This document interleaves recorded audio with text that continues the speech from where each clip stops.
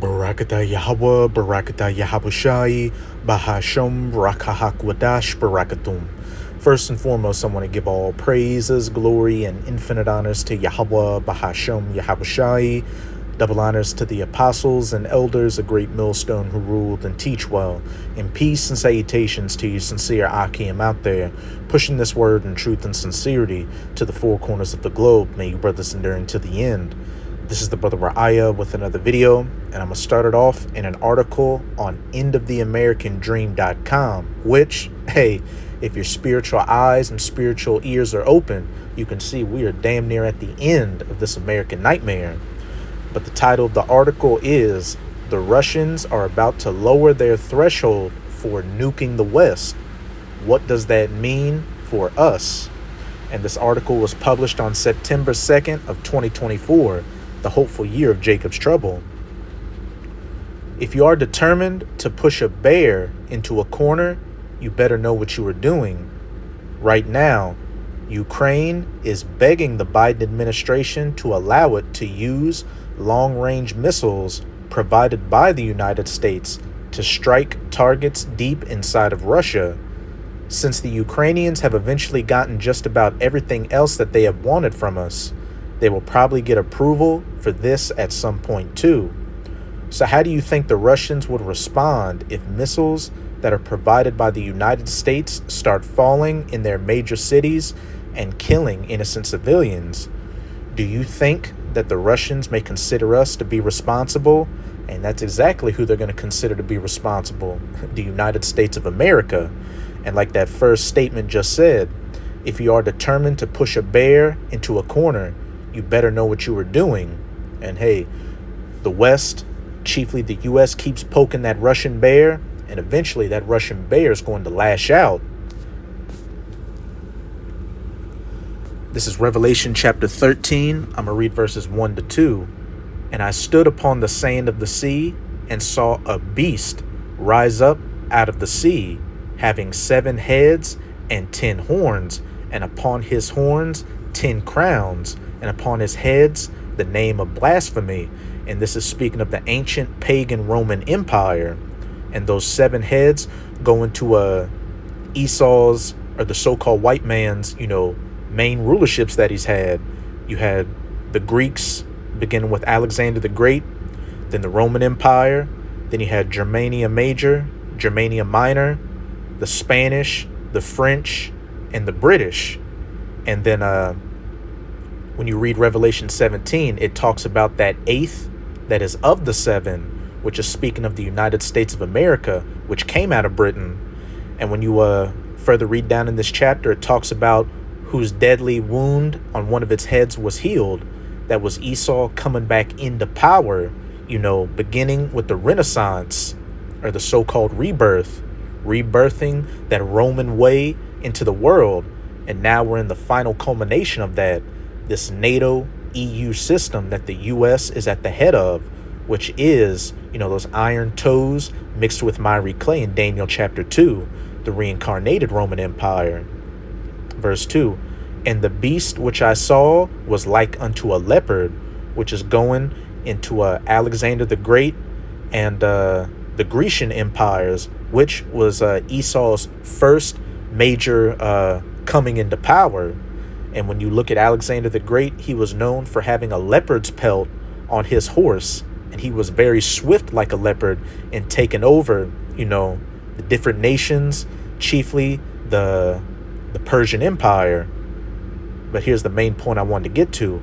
"And his feet were as the feet of a bear, and his mouth as the mouth of a lion." And that mouth of a lion is going into the British. And the British have used the lion as their symbol. "And the dragon gave him his power and his seat and great authority." And that's talking about these different, Edomite nations during the Renaissance, bringing back what?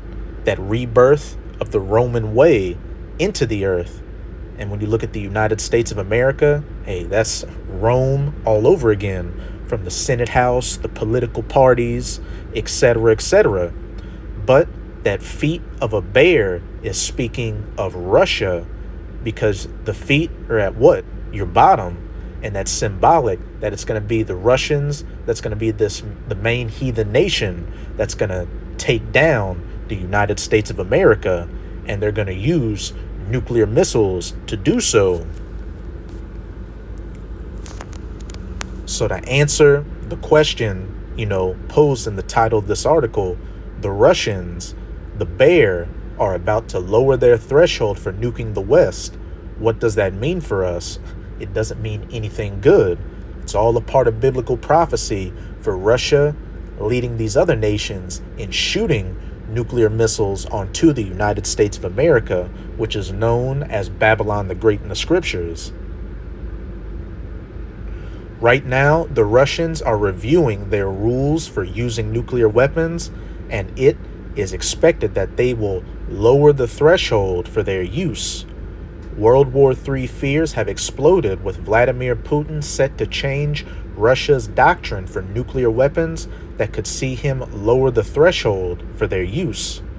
Russia's nuclear weapons policy, devised in 2020, says that Moscow can use their weapons if they are attacked by an enemy or the existence of the state of Russia comes under threat. Needless to say, this would bring us even closer to nuclear war. Once the first nuke is used, it is just a matter of time before there is a full-blown exchange between the United States and Russia, who are going to be the two main combatants during World War III, which is also biblical prophecy. Revelation chapter 9, verse 12. One woe or destruction is past, referring to World War I, and behold, there come two woes more hereafter. World War II, which is past, and World War III, which is quickly coming upon us. And for all intents and purposes, you can say we're already in the beginning of World War III. According to Deputy Foreign Minister Sergei Ryabkov, the work to update the rules for using nuclear weapons has reached an advanced stage. Putin said in June the doctrine was a living instrument that could change depending on world events. And now, Deputy Foreign Minister Sergei Ryabkov appears to have confirmed that work on a new document outlining adjustments is underway. The work is at an advanced stage, and there is a clear direction to make adjustments, which are also conditioned by the study and analysis of the experience of the conflict development in recent years, Ryabkov said in comments carried by Russia's TASS news service yesterday. This includes everything related to the escalation course of our Western opponents in connection with the special military operation. Let me see. Just get to the main points. As I have documented repeatedly, the Russians very clearly understand that whoever strikes first will have the best chance of surviving a nuclear war if one becomes inevitable. In recent years, the Russians have been feverishly preparing to fight a nuclear war. The Sarmat is the most advanced intercontinental ballistic missile in the world by a very wide margin, and it is now on combat duty. Vladimir Putin today put the world's most powerful Armageddon nuclear rocket, dubbed Satan II, on combat duty. And Satan, means adversary, and Russia is definitely going to be an adversary unto the United States of America. The unstoppable 15,880 miles per hour intercontinental ballistic missile system, known to Russians as Sarmat, is the size of a 14-story tower block. The announcement came from Yuri Borisov, head of the Russian Space Agency. The Sarmat strategic complex has been put on combat duty, he told students at an educational event. And other brothers and myself have done many videos dealing with the Sarmat 2, from its announcement all the way up to its deployment, which it is currently, being deployed. A single Sarmat missile can carry enough firepower to wipe out an area the size of Texas, and we don't have anything that can stop it. The U.S. Centers for Arms Control and Non-Proliferation said that despite decades of research, development, and testing, there remains no reliably effective anti-missile system to counter intercontinental ballistic missiles. Existing missile defense systems, such as the U.S. Patriot system, can target incoming short, medium, and intermediate range ballistic missiles whose threat is localized to one area, but cannot effectively protect against nuclear-capable ICBMs such as the Sarmat that can deploy warheads across vast areas. And hey, that's also a part of biblical prophecy that these anti-missile defense systems are going to fail, in the day during World War III when these nukes are finally launched. And hey, not just is Russia deploying the Sarmat 2, but as it's about to say in my next article on Newsweek.com, satellite photos show launch sites of Putin's invincible nuclear warheads. And this was published on September 3rd, 2024, the hopeful year of Jacob's trouble. Satellite imagery of the probable launch site for a nuclear missile that Vladimir Putin has said was invincible suggests Moscow is progressing towards deploying weapons there, an expert on Russia's nuclear forces has told Newsweek. However, Pavel Podvig said it is too soon to tell whether the discovery by U.S. researchers of the location for the new nuclear-powered, nuclear-armed cruise 9M370 Burevestnik missile demonstrated Moscow's increased nuclear weapons capabilities. But what did we just read about in that first article?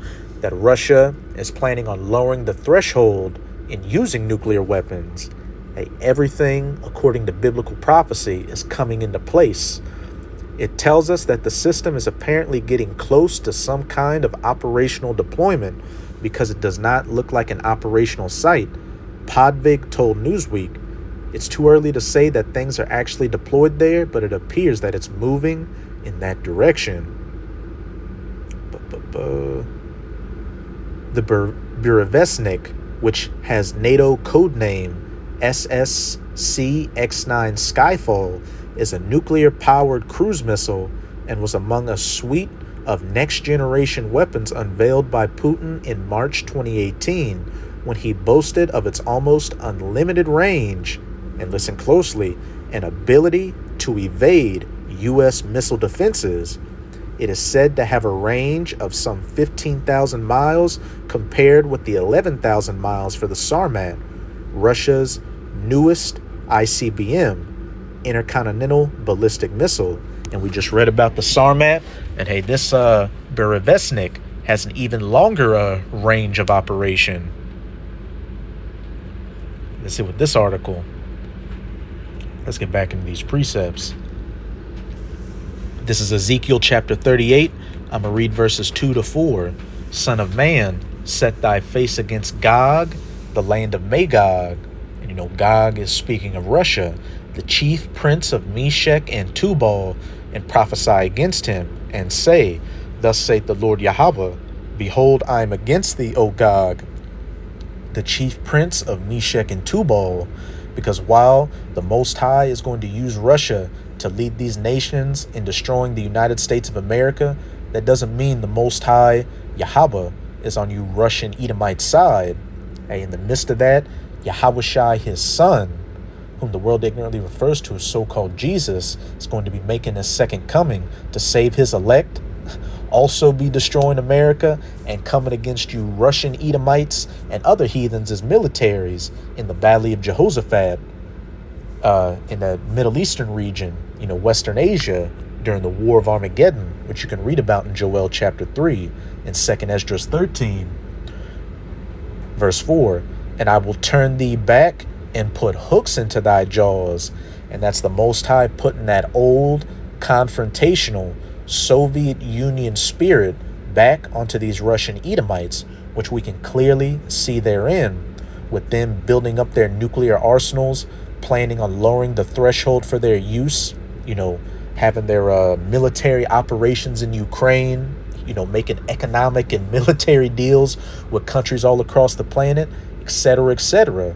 They're back in that mad or mutually assured destruction spirit. And I will bring thee forth, and all thine army, horses and horsemen, all of them clothed with all sorts of armor, even a great company with bucklers and shields, all of them handling swords. And, that's ultimately talking about Russia's military might being gathered down into the Valley of Jehoshaphat for the battle in the Valley of Jehoshaphat. But again, them being brought back into that old Soviet Union spirit is them being ready to use those nukes, which this time they're going to turn those keys. And as we just read in those articles, that the U.S. has no anti-missile defense system to stop these missiles when they're fired, which, like I said earlier, is also a part of biblical prophecy. But this is Joel chapter 2. I'm going to read verses 1 to 8. Blow ye the trumpet in Zion, and sound an alarm in my holy mountain. Let all the inhabitants of the land tremble, for the day of Yahweh cometh, for it is nigh at hand. And we can clearly see with all these talks of World War III and nuclear weapons being used, the day of Yahweh is very nigh at hand. And the men of the Lord, the prophets, are out on the highways and byways, as well as putting up video epistles like this, blowing that trumpet, letting all the inhabitants of the land tremble, letting our people, the children of Israel, which consists of you so-called Negroes, Latinos, and Native Americans, know that great judgment is coming and what the hopeful elect can do to be safe from that judgment, and also letting you heathens know that nothing but horror is coming to you, as well as the wicked of our people that still want to live after your ways. A day of darkness and of gloominess. And as you can hear, it's raining outside right now, and it's looking very dark and gloomy. A day of clouds and of thick darkness, as the morning spread upon the mountains. A great people and a strong. Speaking of those nuclear weapons, there hath not been ever the like, because they came about very recently, beginning with those 2 atomic bombs dropped on Nagasaki and Hiroshima during that second World War II. Neither shall be any more after it, even to the years of many generations, because when these nations go to shoot these nukes, every single one is going to be fired. And then after the dust settles, Yahushai, with the 144,000 of the elect, who are going to be hunters in that day, are going to be rounding up the remainder of you heathens, beginning with your elites, and slapping cold chains on you so you can begin serving hardcore bondage and slavery, cleaning up the earth and building up the kingdom of heaven. And Abaratazam of that number, we're never going to allow you to build weapons of war anymore. Verse 3, a fire devoureth before them, that warhead at the front of the missile, and behind them a flame burneth, the rocket booster at the back. The land is as the Garden of Eden before them. Everything looks like daily life. Cities, parks, people, animals, etc., etc. And behind them a desolate wilderness, like something out of Mad Max or Fallout, a wasteland.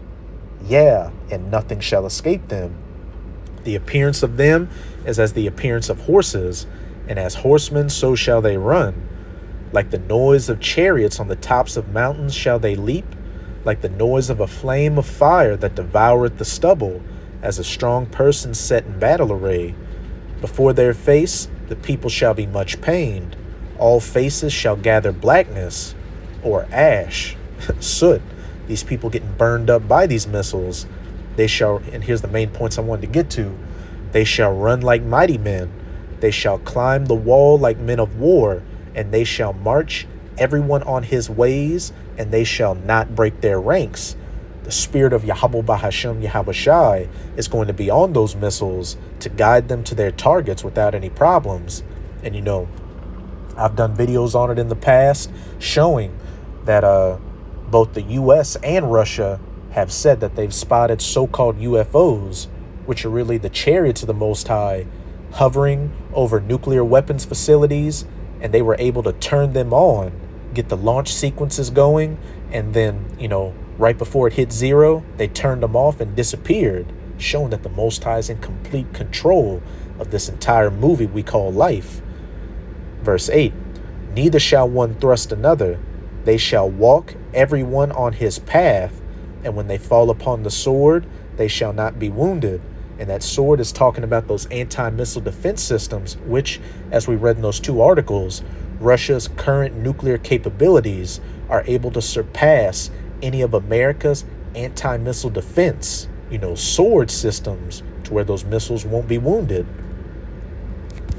Like I've been saying all throughout the video, Russia is going to be that main nation that's going to come against the United States of America and shoot nuclear missiles onto her. And I'm going to close it out in Jeremiah chapter 50. I'm going to start at verse 9. For lo, I will raise and cause to come up against Babylon, Babylon the Great, the United States of America, an assembly of great nations from the north country, Russia, because Russia is north of the United States of America. And in that Arctic Ocean region, Russia has been building back up its military, nuclear included, capabilities. And that assembly of great nations are not just Russia's allies like China, Iran, or North Korea, but America's own allies, which at some point during World War III are going to turn against her and ally themselves with Russia to shoot those nukes onto Babylon. Read Revelation 17, verse 16, and the 10 horns, speaking of the EU, or European Union, which thou sawest upon the beast, NATO, these shall hate the whore, the United States of America, and shall eat her flesh and burn her with fire, those nuclear missiles. And they shall set themselves in array against her. From thence she shall be taken. Their arrows shall be as of a mighty expert man. None shall return in vain. And those arrows are talking about those nuclear missiles. Now I'm going to jump down to verse 40.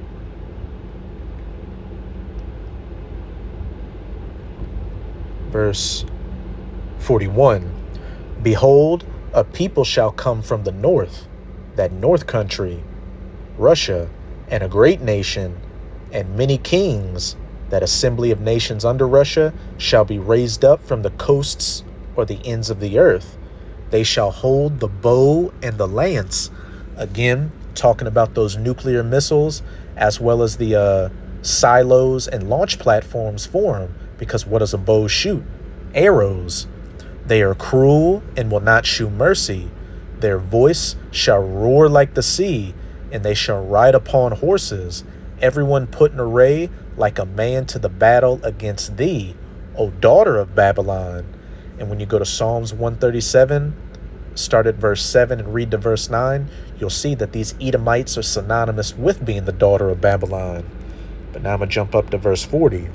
As the Most High overthrew Sodom and Gomorrah and the neighbor cities thereof, saith Yahweh, and Sodom and Gomorrah was destroyed by fire and brimstone from the sky, and this modern day Sodom and Gomorrah, because when you read Revelation 11 verse 8, America is also known as spiritual Sodom, is going to be destroyed by that modern fire and brimstone, 200 million nuclear missiles from these different nations. So shall no man abide there, neither shall any son of man dwell therein. And America is going to become a desolate, uninhabitable wasteland where man, woman, or child is never going to set foot on ever again.